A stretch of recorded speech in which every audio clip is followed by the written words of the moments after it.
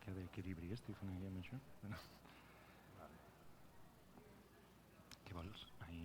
Hauria de veure si m'he presentat quan tinguis el... O sigui, quan tinguis la pantalla, no? Si la detecta, es posarà en presentada automàticament, no? Llavors, display...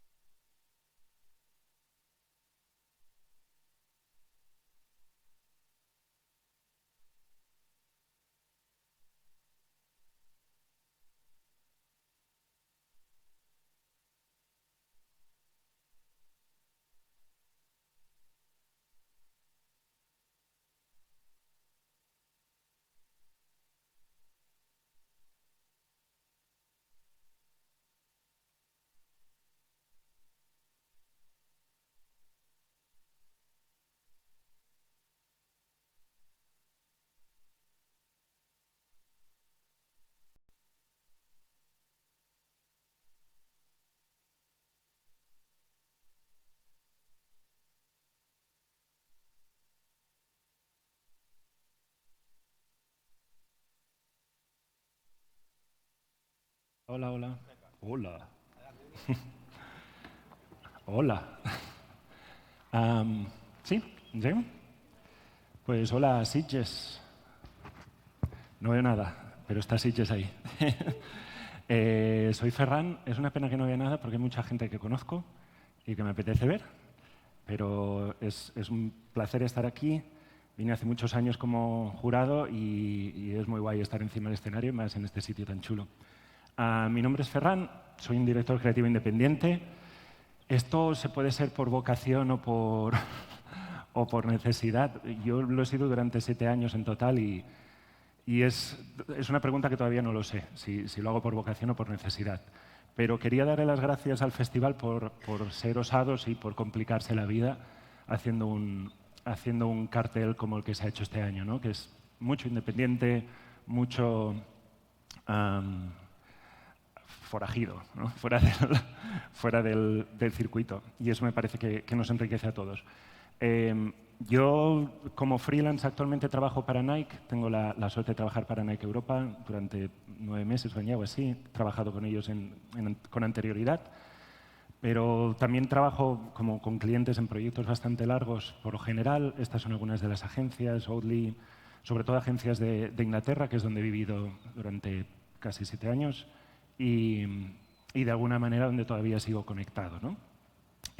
Antes de mi periplo freelance, bueno, una vez más dar las gracias a W, que sin ellos no estaría aquí, y todos los hijos de W que estáis ahí. Es una agencia en la que pasé 6 años, luego también fui director creativo en VCCP Londres, director creativo ejecutivo de McCann España, muy poco tiempo, 7 meses, o sea, a veces duras más en un contrato freelance que en uno fijo, pero es lo que tiene la pandemia. Y Head of Story Design de RGA Londres. Dicho esto, que son titulitos que no sirven para nada, os quiero hablar un poco de un tema que me fascina, ¿no? Que es cómo la tecnología ayuda o merma la creatividad. Y para ello, a mí me gusta mucho la música. Y os quiero comentar algunas historias relacionadas con eso, ¿no? Sobre todo me he fijado en la anterior década, en donde ocurrió un fenómeno muy particular que os voy a comentar ahora y espero sacar conclusiones de eso hacia lo que hacemos nosotros. Quiero que os trasladéis por un momento a 1967. Eso es el estudio 2 de Abbey Road, en Londres.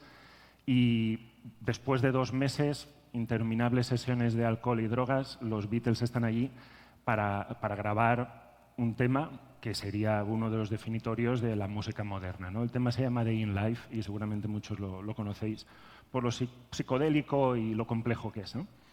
Pero de lo que os quiero hablar es un poco de esto. Los Beatles tenían en toda esa sesión una idea, que era empujar al máximo la tecnología de ese tiempo y si no existía se la inventaban sobre la marcha, ¿no? Ellos estaban allí para jugar y para hacer algo que no hubieran hecho nunca antes jamás. Estamos hablando de los Beatles ya exitosos, entonces se tienen que redefinir.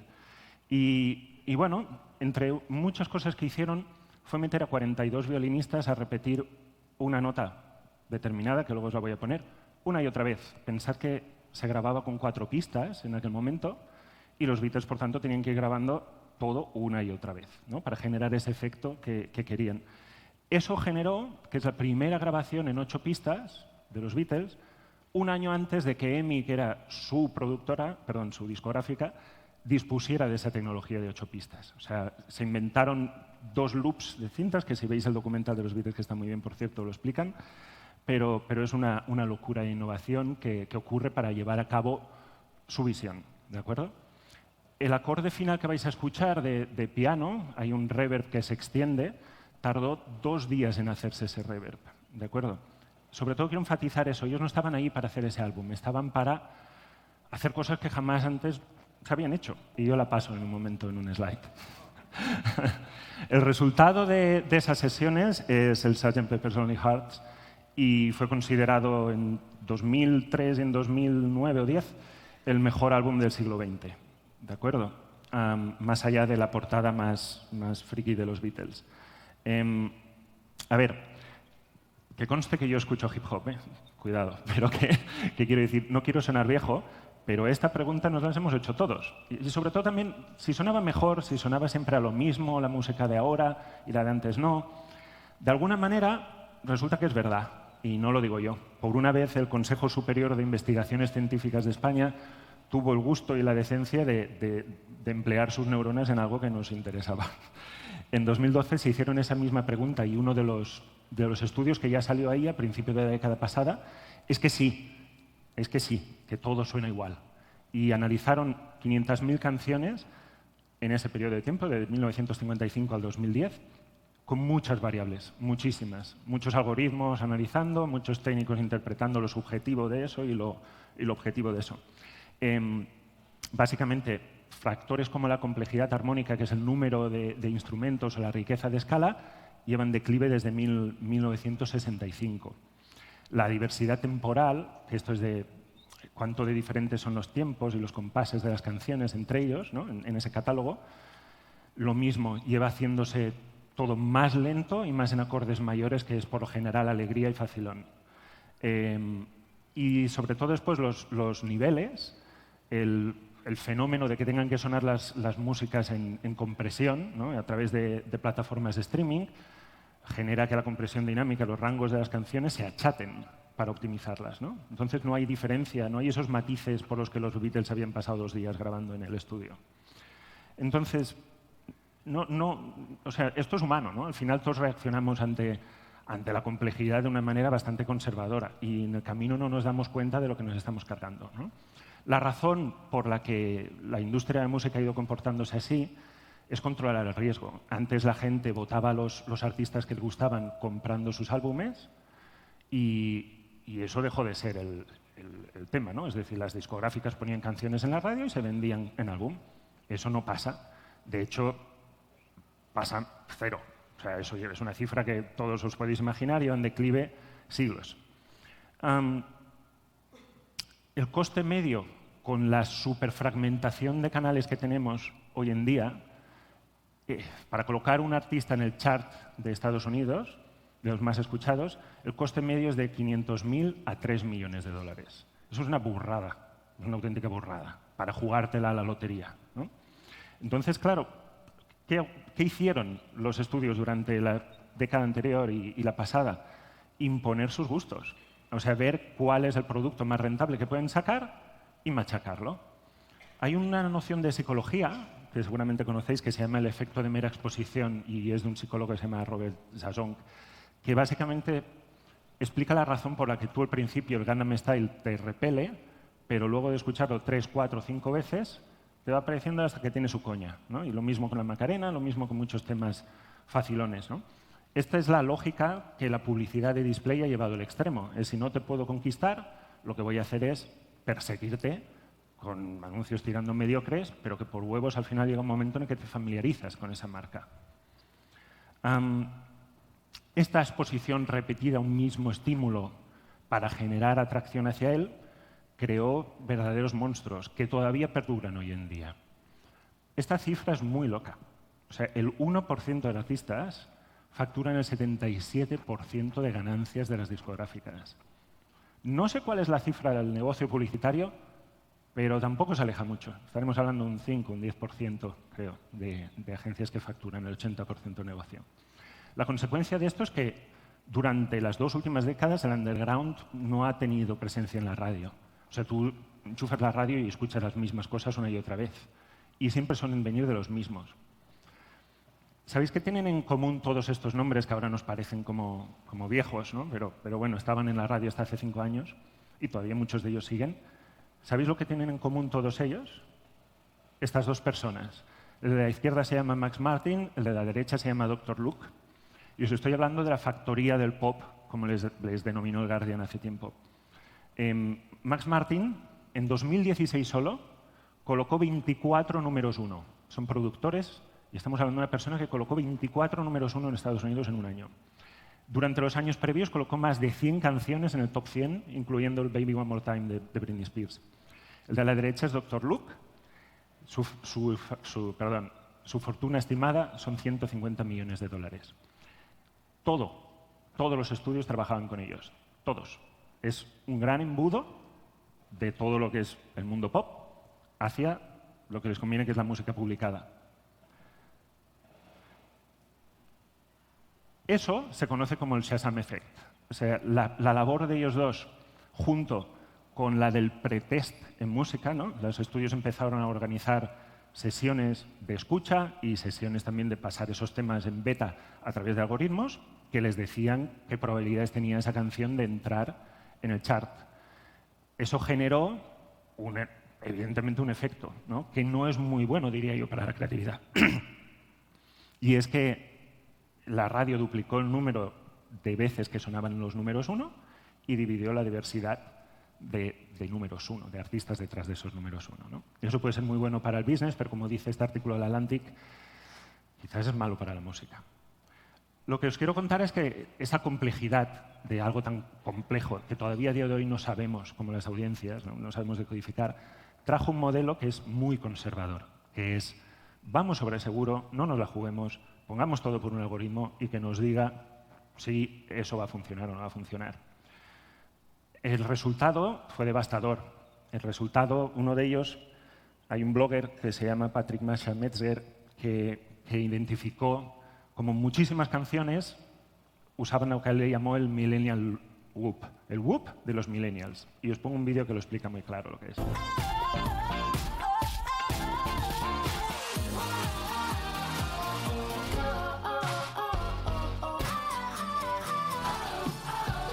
¿Lo entendéis, no? Son 3 notas en una determinada, en una determinada orden que aparentemente nuestro oído reacciona en positivo a ellas. Y por eso te lo pusieron hasta en la sopa.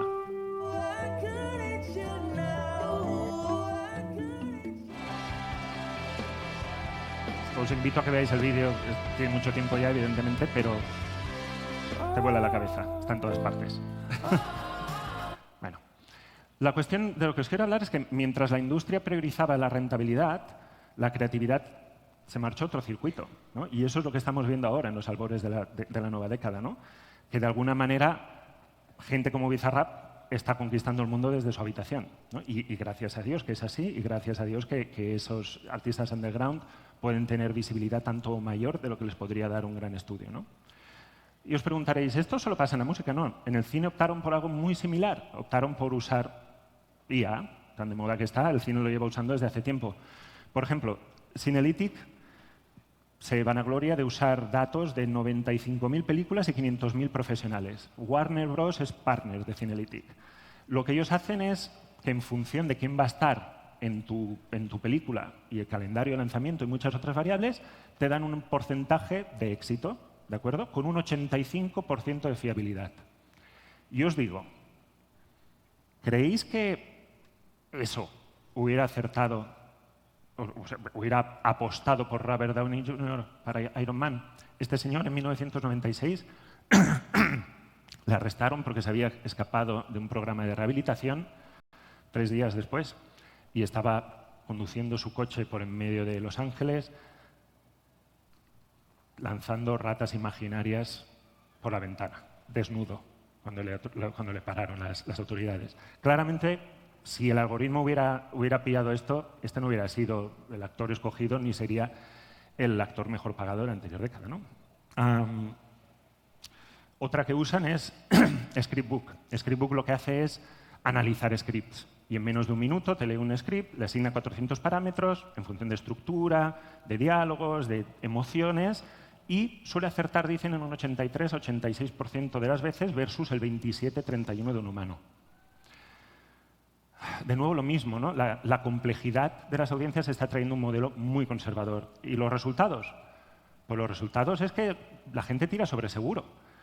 Llevamos 20 años en los que todas las películas son secuelas, son precuelas, son spin-offs, son derivados de un mismo universo que ya conocemos. Ahí veis cómo sube la gráfica, ¿no? Desde 2010 han sido más del 50% de películas en el box office, pero es que lo fuerte es que ahora son el 100%. Este es el box office de Estados Unidos de mayo. Todo son derivativos. Todo. No hay una producción original. Y eso no pasa solo en cine. Pasa en coches. Os invito a indagar en Internet. Esto es alguien que analizó el fenómeno del túnel de viento en el diseño de coches, donde todos han acabado ser iguales, sea un Maserati, sea un BMW, sea un Citroën. Pasa en los interiorismos, las cafeterías del mundo son todas iguales. Pasa en el diseño de producto, todos los branding que les conocemos en la industria, ¿no? Marcas que intentan ser una cosa como el otro. Está todo lleno. Ilustración para startups, aquí tenéis Slack, miles de marcas que no tienen nada que ver, pero que usan los mismos códigos. Incluso los iconos de las aplicaciones, apuntaba este tuitero, que se han vuelto los mismos a través de imitar el éxito de Clash of Clans. Todos son hombres gritando muy cabreados, ¿no?, en los juegos. Entonces, lo que os quiero explicar es que cuando todos optimizamos todo, al final la optimización deja de ser una ventaja. Y que cuando todos seguimos las mejores prácticas, por definición, lo que se supone que es una mejor práctica, si lo siguen todos, se vuelve mediocridad, ¿no? Es pura lógica.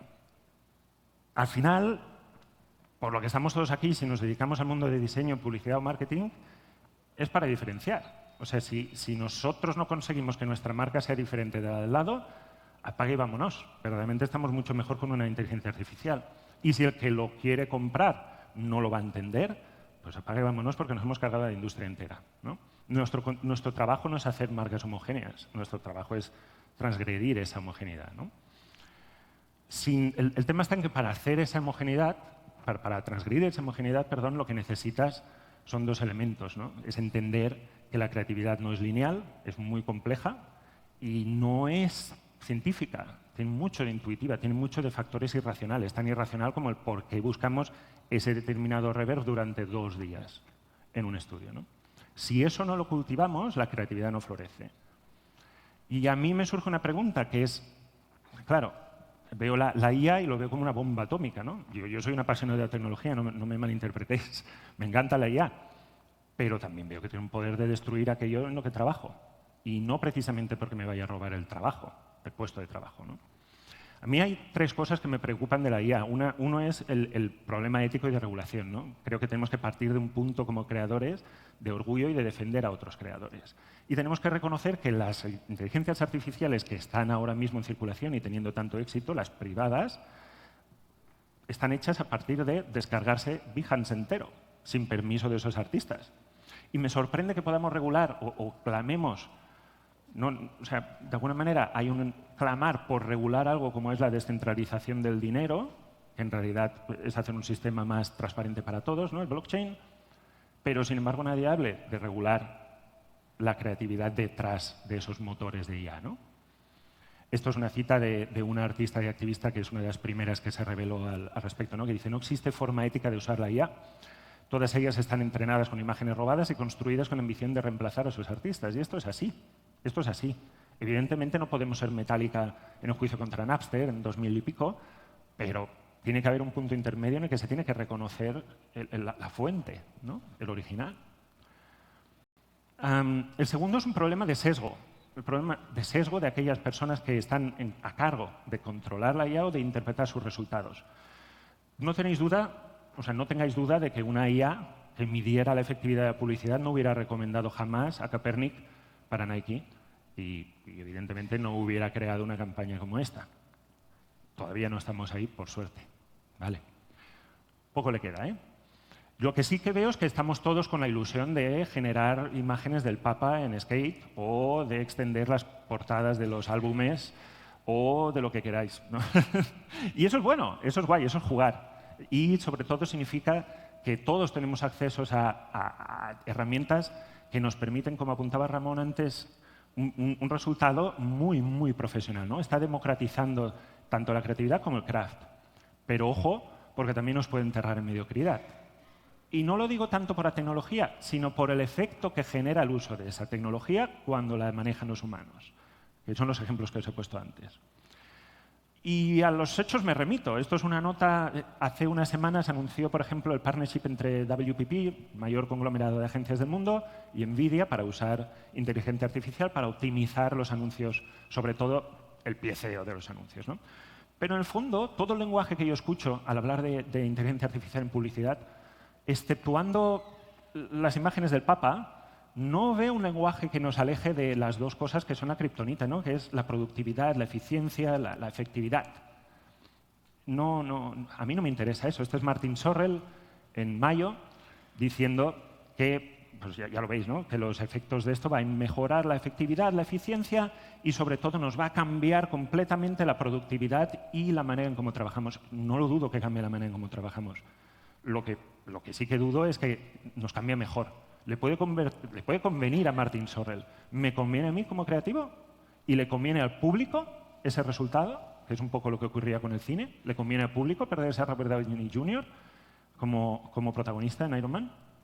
No lo sé. Yo el otro día veía este meme y me lleva a pensar a eso, ¿no? Creo que cuando todos optimizamos todo tanto, pasa esto, ¿no? Me hacía mucha gracia ese meme que decía, ¿soy yo o McDonald's ha pasado de ser un niño feliz a un adulto de edad media muy deprimido? Y es verdad, es lo que ocurre cuando te pones a apelar y apelar y apelar los diseños, ¿no? Os quiero mostrar dos ejemplos rápidos de trabajos propios en los que he estado involucrados para que veáis a lo que yo le llamo que la creatividad no es lineal ni es sencilla, ¿no? El primero es un proyecto que hicimos recientemente en Nike, propio de Nike, del que fue director creativo, junto a Paul Kennedy, que era el director de arte, para lanzar estas zapatillas que son las Air Max Pulse. Las Air Max Pulse se basa su diseño, la historia detrás de ellas es que están inspiradas por el underground de Londres, ¿no? Y es una escena que aparece en los clubes y que de alguna manera le querían hacer homenaje a través de ese diseño. Nuestro concepto o nuestra idea, lo que Nike quería hacer cada vez que es un Air Max Day, que es una ocasión anual en la que se celebra la cultura underground de Air Max y se da la voz a la comunidad, lo que Air Max quería hacer era rendir tributo a través de una instalación en exterior, ¿no? Un out of home de toda la vida, que nosotros empujamos un poquito. La idea pasaba por construir una zapa gigante de 30 metros en el este de Londres, que es como el origen de esa cultura, en unas estructuras de antiguos depósitos de gas, ¿no? Colocarla ahí en medio y sincronizarla con las actuaciones que teníamos por otra parte en la fiesta que celebraba el Air Max Day, ¿de acuerdo? Que eran actuaciones del underground de Londres de hoy. Entonces, su música y su energía tenían un impacto en los visuales, en la apariencia de la zapatilla. Se nos cayó esa localización a falta de 3 semanas para salir. Estuvimos en vilo, después de trabajar en ello 3 meses. Y tuvimos que inventarnos otra zapatilla, 15 metros más pequeña, que no deja de ser 15 metros de bicharraco, como veis ahí, y colocarla en el otro polo creativo de Londres, que es Peckham, que es el sur. Y sobre todo la dificultad en esos márgenes es encontrar unas vistas como las que nos interesaba, porque esto, además de ser un exterior, iba a ser un film que, por tanto, necesitas vistas icónicas de Londres como las que se ven ahí, ¿no?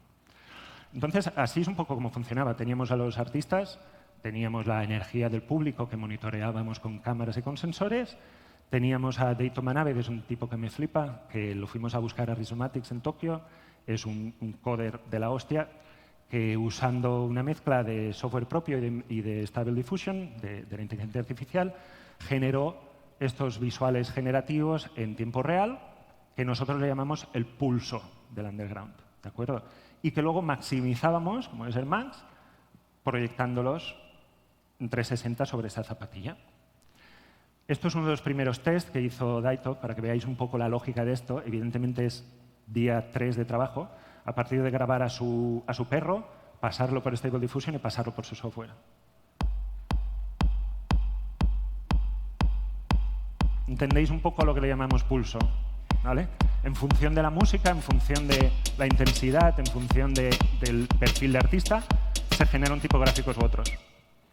Se pueden generar cosas tan chulas como esto que jamás un humano las hubiera inventado, ¿entendéis? Pero también podemos ir a un nivel de realismo como este y tener un anuncio de una zapatilla que de verdad estabas a 1 metro y era perfectamente la zapatilla con la textura durante toda la semana que duró esta acción, ¿de acuerdo? En el cielo de Londres.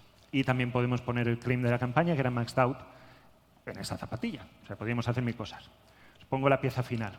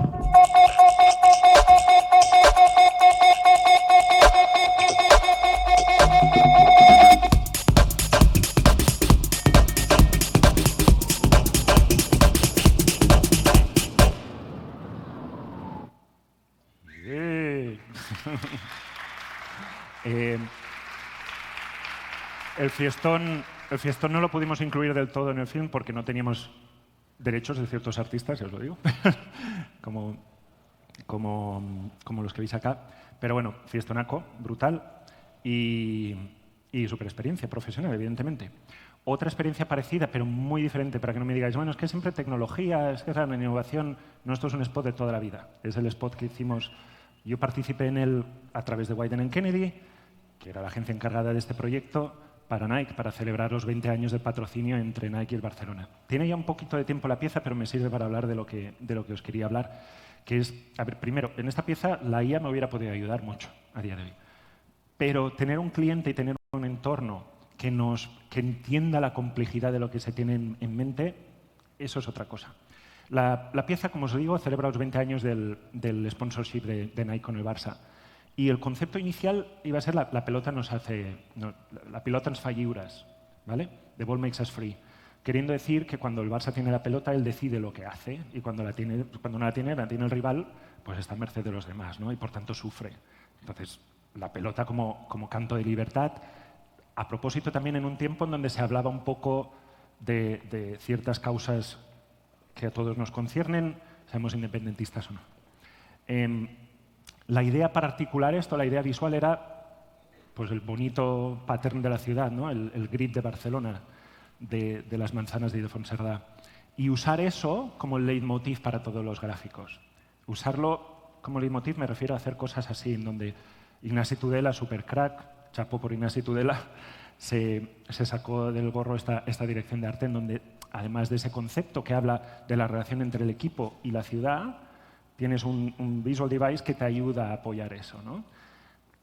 Una retícula como la del Eixample, que me permite hacer efectos tan chulos como estos, o interacciones entre ciudad y campo, o entre diferentes tiempos, ¿no? El cuello de Sergio Roberto con la camiseta de Cruyff, de Guardiola, de Messi. ¿Qué ocurrió? Ocurrió lo que ocurrió, que cuando ya habíamos grabado todo este footage y ya estábamos listos y habíamos hecho 24 versiones de un guión que tenía que rimar y que tenía que rimar en inglés, catalán y castellano sin cambiar el sentido, ahí yo lo dejo, pues hay que volver a empezar, chicos. Hay que volver a empezar y tenemos 3 semanas para cerrar todo esto. Hicimos 12 guiones más y, sobre todo, apostamos más fuerte por ese mismo lenguaje visual. Le cambiamos el concepto, evidentemente había explotado toda la causa independentista, la sensibilidad estaba a flor de piel. Es decir, que Nike hasta última hora estuvo apostando por la pelota nos hace libres como claim, pero llegó un punto en que era terrorismo social, el lanzar más leña al fuego, ¿no? Entonces lo que hicimos fue un mensaje más integrador. La pelota nos hace más. Interprétalo tú. Esta es la gracia, ¿no? Nos hace más fuertes, más personas, nos aglutina, nos hace muchas cosas. De hecho, hay un error gramatical a propósito. Lo que se considera es un poco error gramatical asterisco, pero es un poco como think different. Differently debería ser un poco, ¿no? Y eso es lo que gustó tanto al Barça como a Nike. Pero sobre todo doblamos la apuesta por el craft, por buscar la diferenciación a través de editar plano a plano este tipo de collage, ¿no? Y las posibilidades, como os decía, son increíbles. Este es el resultado. Digue'm, què veus? Un home, només? Però quan tinc la pilota, en sóc milers. Sóc la nostra ciutat. Cada barri, cada casa i cada plaça, també.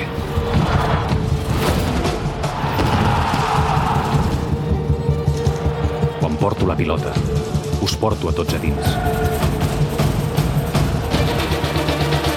Units per aquests carrers. Juguem al mateix partit.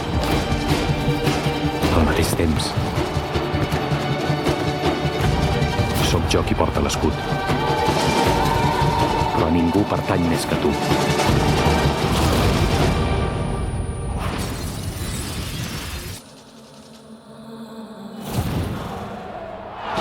Si el rival ens la pren, per tu la lluitaré. Perquè junts som el crit que més ressona. Som la llum de Barcelona. Quan tingui la pilota, ens veuran, ens sentiran. A mi. I a mi. I a mi. I a mi. I a mi. I a mi. I a mi.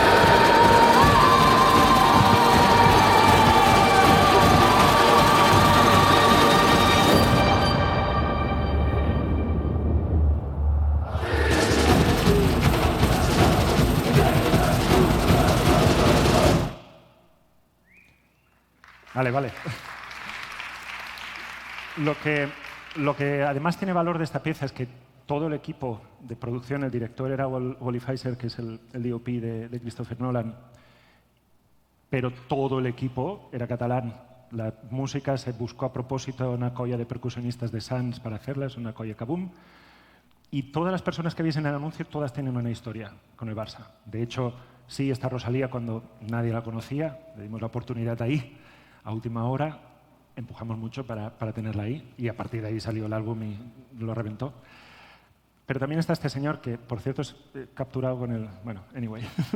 Este señor es el de los pocos que quedan que vieron el primer gol en el Camp Nou, en 1957. Y claro, todos tienen una historia, ¿no? Y esas historias al final es lo que hace que esa película sea especial, ¿no? Que tengan historias que puedes estirar y que en el camino, aunque parezca una grandísima complicación, tenga una emoción auténtica respecto a lo que significa ser del Barça, ¿vale? No nos gustan más los copies, las direcciones de arte o menos, pero es muy honesta respecto a eso. No pararía de contaros historias sobre esto, pero bueno. Y lo quiero tocar muy brevemente. Algunos de vosotros conocéis este proyecto, 2016, es uno de los primeros proyectos con inteligencia artificial en el que tuve la suerte de participar, pero el mensaje con el que no voy a poner el caso, no me apetece hablar de Next Rembrandt, solo os digo que para llevar este proyecto a cabo hicieron falta 2 años de inversión.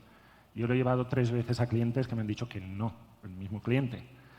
2 años de invertir hasta tener un prototipo que se pueda vender y que tenga sentido, ¿no? Hasta que alguien lo vea tangibilizado. Más, además, 26 personas de diferentes nacionalidades, de diferentes expertise, historiadores, técnicos, gente de publicidad, gente freelance como yo y otros 2 españoles que estábamos allí. Hay que invertir y hay que no asustarse para la complejidad si quieres que salga esto. Y como decía Ramón también antes, no es que pulses un botón y te salga un Rembrandt. Aquí hay muchas inteligencias artificiales construidas a dedillo, que tiene tela. Pero bueno, es por daros una pincelada de la escala, ¿no? Y ya para acabar, porque voy muy tarde, lo que os he venido a contar es un poco un compromiso que tenemos entre todos, ¿no? Y ese compromiso es con complicarnos la vida, es un compromiso con la creatividad, ¿no? Pero lo tenemos nosotros como personas y lo tenemos también como organizaciones o como clientes o como otros seres sociales que interactuamos con otros, ¿no? Porque si no permitimos que otros se compliquen la vida, lo que ocurre es que Justin Bieber aparece en todas partes, ¿de acuerdo? Entonces, haceos esa pregunta y preguntaos a ver cuándo fue la última vez que os permitisteis complicaros la vida, ¿no? Y entonces abogad por ese compromiso. Porque las herramientas cambian, podemos estar hablando de IA, podemos estar hablando del siguiente giro de Midjourney, pero lo importante, lo que nos hace estar aquí y que haya el poco dinero que queda en la industria, ¿no? Es ese compromiso. Ese compromiso es lo que nos hace diferentes, creativos, y que hace que nuestros resultados sean diferentes y creativos y que, por tanto, exista esa cosa a la que llamamos marca y en lo que se supone que creemos todos los que estamos aquí. Para acabar, os quería dejar esta cita que me encanta de Bill Evans, que dice: para mí jazz significa ser original y tomar riesgos. De otro modo, la música no crece, y si no crece, se muere. Y una pequeña anécdota, ¿vale?, respecto a tomar riesgos.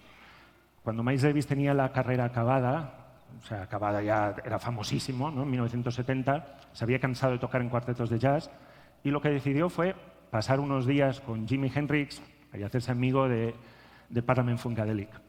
Ve que Jimi Hendrix enchufa la guitarra eléctrica, ¿no?, y que tiene ese sonido tan particular, y él decide empezar a tontear con el estudio, empezar a tontear con el instrumento y empezar a empujar, a pasárselo bien, empezar a empujar el niño creativo que llevaba dentro como músico.